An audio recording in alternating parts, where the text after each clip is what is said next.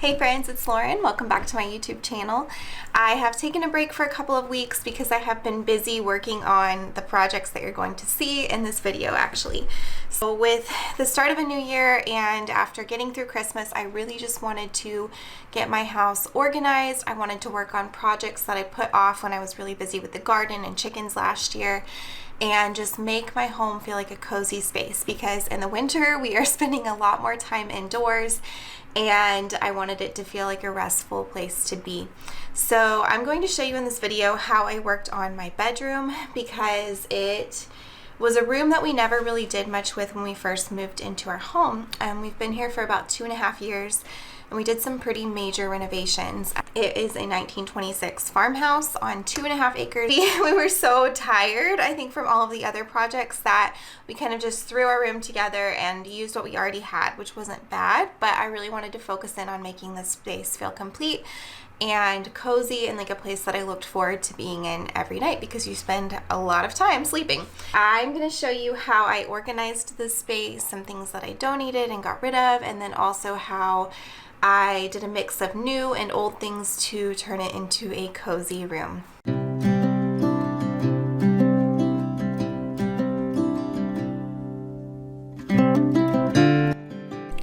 So this week I have been working on decluttering and going through things in pretty much my whole house, and it is a big project. There's a lot of things that we kind of just shoved in the few tiny closets that we have when we moved here because we didn't have a great spot for them. We do have a root cellar, we do have a garage, but neither of them are usable for a lot of storage like clothes or fabric because of moisture issues, and it just would do better in like a temperature controlled area. And so I used to have a sewing business, and I stopped when I got pregnant with my daughter and haven't gotten back to it yet, but maybe someday.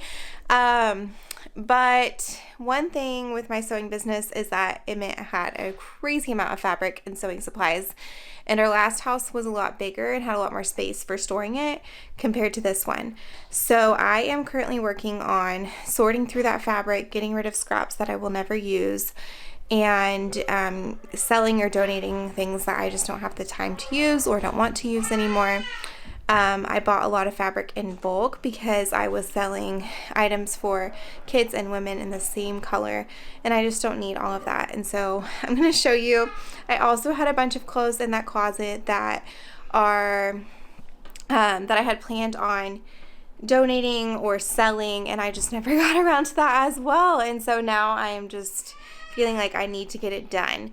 So I'm going to show you what I am working on with that, and hopefully get this area cleaned out. This is the fabric mess that I have started working on. So I just went through and I worked on organizing my serger thread, and I got rid of ones that I did not think I would ever use. I have my elastic down there in this cart, and then these are all bins of scrap fabric. I'm going to go through and get rid of the pieces that are too small to use that I don't think I'll use.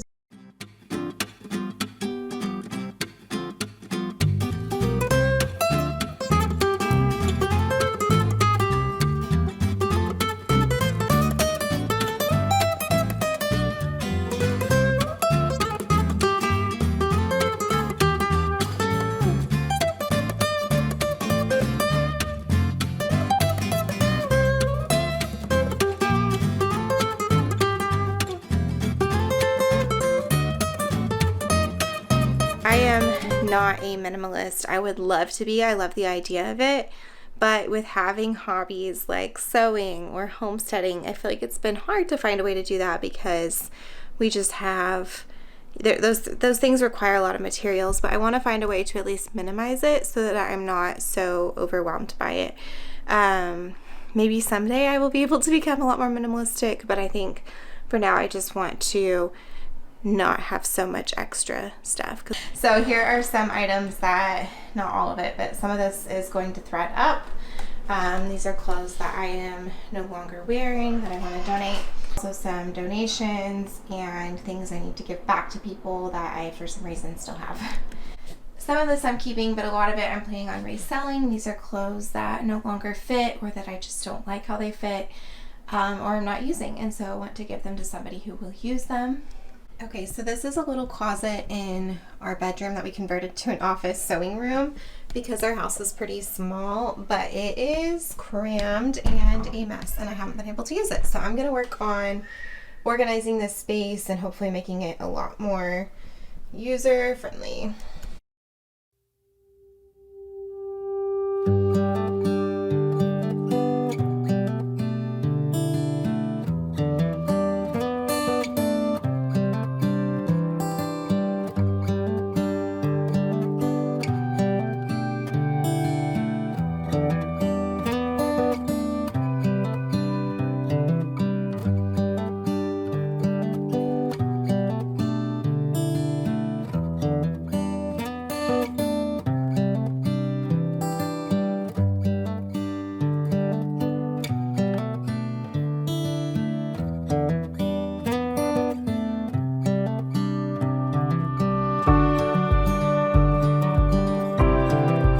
So I got it a lot more organized than it was. This is where I keep the machines that aren't in use. I have my cover stitch and my 2 sergers up there. This is for projects that I need to work on, and I have quite a few, and they've honestly been there for about a year. I really haven't been sewing much. 2 of my machines, regular sewing machines. This one, I need to move that paper, but it has basic sewing supplies, and I just have a little plastic organizer that it's in. We don't have an outlet in this room, so there's an extension cord. My husband works from home 1 or 2 days a week, and so this is for when he needs a place to plug in his laptop with his monitor. And then I have things like snaps and elastic in here, some different tools, and a camera. Down here I store I want to hang those thread organizers, and then I have my cutting boards down there. And this is all of my patterns that I have not gone through and really need to. I have, I think they're called like foot pedals or power cords in that basket. Those are like when I had my business. It has some like paperwork in there. Probably don't need it anymore, honestly. And my camera, and then I usually have a printer down there as well, but it's not down there at the moment. So it's tiny, but make it work. And then I have my fabric in the other closet, which is on the other side of this room. So these 2 are full of fabric. This is all full of fabric. One of these is full of fabric, and then this was different sewing supplies that I used when I had my business. So it's a pretty tiny closet, and it's kind of an odd shape. That's what you get when you have old houses. So next up, I want to show you how we renovated our bedroom. We had done a couple of minor things, but really never got around to focusing in on making this a cozy space. If you follow me on Instagram, you probably saw my chandelier issues that happened. Oh, and here I am in my pajamas with my crazy hair, but you know, this is when we could put a rug under the bed when the kids were asleep. So anyway, as for the chandelier, I shared on Instagram how I originally had found this one on Facebook Marketplace, and I didn't measure before going to pick it up. Now my husband, he is very smart, and he said, Lauren, you probably should measure just to make sure before you go and get it. And so I was supposed to pick it up the next day, and we decided to measure, and it was way too big. It would have almost been touching the bed, which is really not visually appealing and also not very safe when you have a toddler.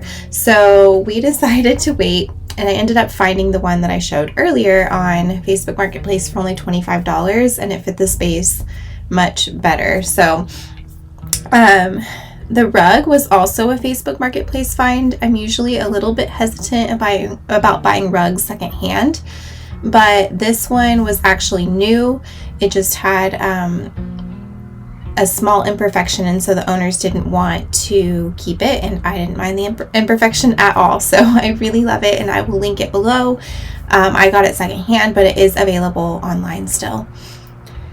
So then we decided to paint the trim in our room, and the doors, they already had been painted, but it had probably been years and years since anyone had touched them. So we used the color Oh, I cannot remember at the moment. It's by Benjamin Moore. White Dove, that's what it is. We use the color White Dove by Benjamin Moore for the trim and the doors, and then the walls were already painted in the color Mizzle by Farrow and Ball.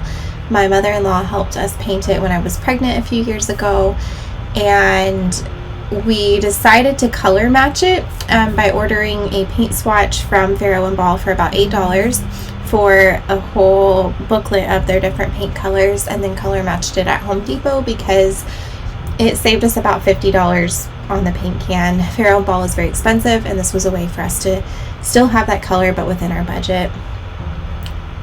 Our floors are just a plain white deck paint. We had wanted to sand them and refinish them. They are the originals, but we rented a sander, and right before beginning the project we thought we should probably test to make sure it wasn't lead paint, because we do live in almost a 100-year-old home, and so we tested and it had lead paint in the floors, and so we just decided to paint over it. It's not an ideal solution, but it works. I don't know if I'd recommend painting your floors white because it is really hard to keep them clean, but it's okay. When they're clean, they're beautiful. When they're not, it shows everything.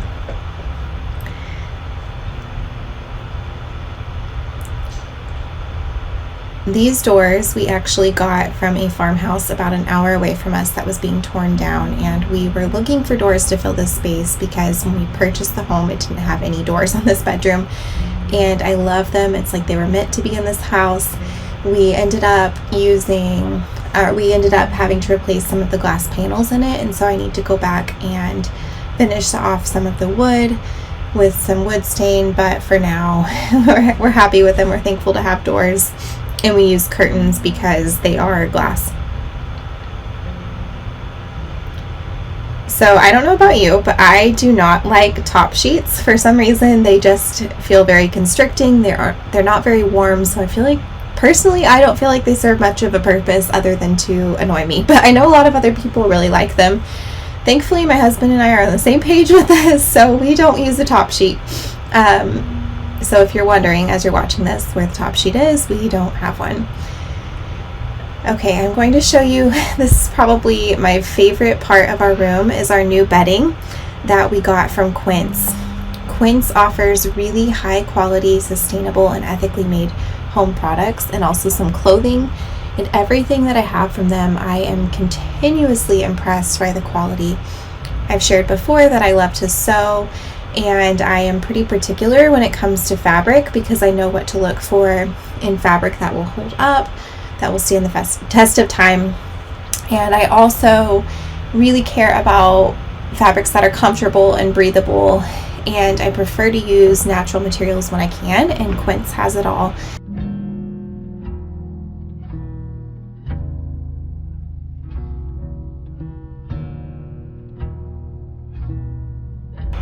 When choosing the bedding for our room, I really wanted to do something that would be layered and that would work for multiple seasons. I love how layers add texture and comfort and warmth.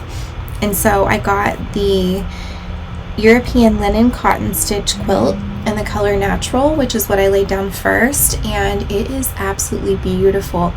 For being linen, it is really soft, and I know it will continue to soften up over time. It's a good weight. It's not too thin, it's not too thick. It's perfect for spring and summer, and I love the details of the cotton stitching on the linen. I also decided to get this airy gauze duvet in the color Dune, so it's a little bit of a darker color than the quilt, and I think they blend together really well. I was nervous when I was ordering online if they would look good, and I absolutely love it together.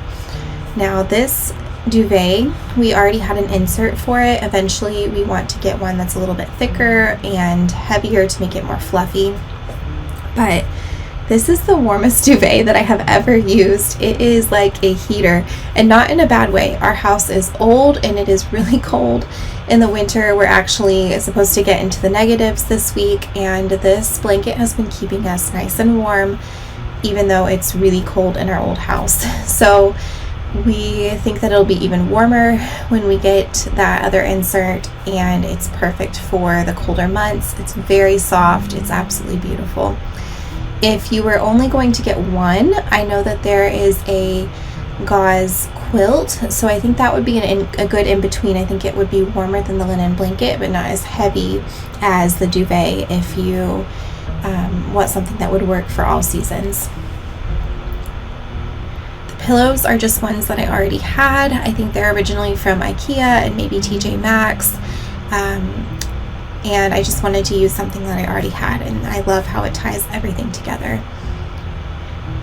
The throw blanket is also from Quince. I actually had been using this downstairs in our living room, but I wanted to try styling the bed with some more layers, and so I'm using this temporarily up here.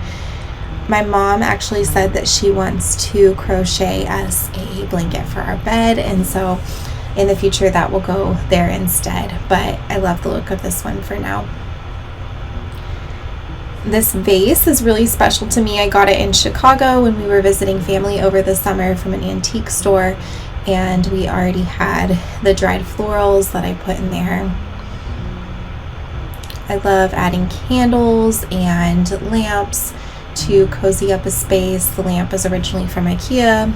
We had it in a different part of the house, but there wasn't an outlet that worked near it, and so it was never being used, and I love that now I'll be able to use it, and if I'm reading at night, it'll be so nice to have a bedside lamp.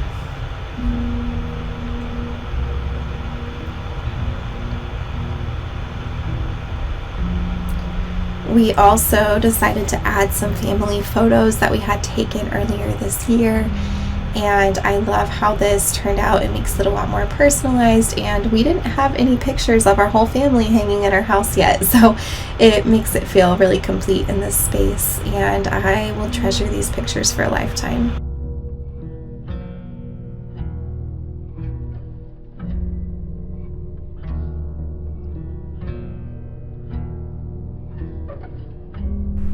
Thank you so much for coming along today, friends. I hope that you enjoyed seeing how I turned my small bedroom into a cozy space that also is multifunctional, with having a sewing work from home closet and another small closet used primarily for fabric. I think that it is possible to make a small space work even if you're using it for multiple uses. You just have to get a little bit creative and be willing to let some things go. So it felt so good to go through and organize, to declutter, and to make this space feel like home. I will hopefully get back to my regular posting schedule now that I've gotten through the holidays and lots of sickness in my family, and I'm really looking forward to showing you what we have in store for our homestead this year. A couple of the projects that we have planned for this year are working on getting bees, some more chickens because we lost half of our flock to some raccoons, and then of course our big garden, and then we're starting to expand our food forest this year. So those are the main projects I will be focusing on, and I'm hoping to be able to document that and show you the process and take you along this year. If you are not already subscribed to my channel, I would love it if you would subscribe. It's a great way to stay connected and to see some of the homesteading projects that we're working on. It also really helps my channel grow, so I appreciate each and every one of you who have decided to subscribe. Thanks again for watching, and I will see you next time.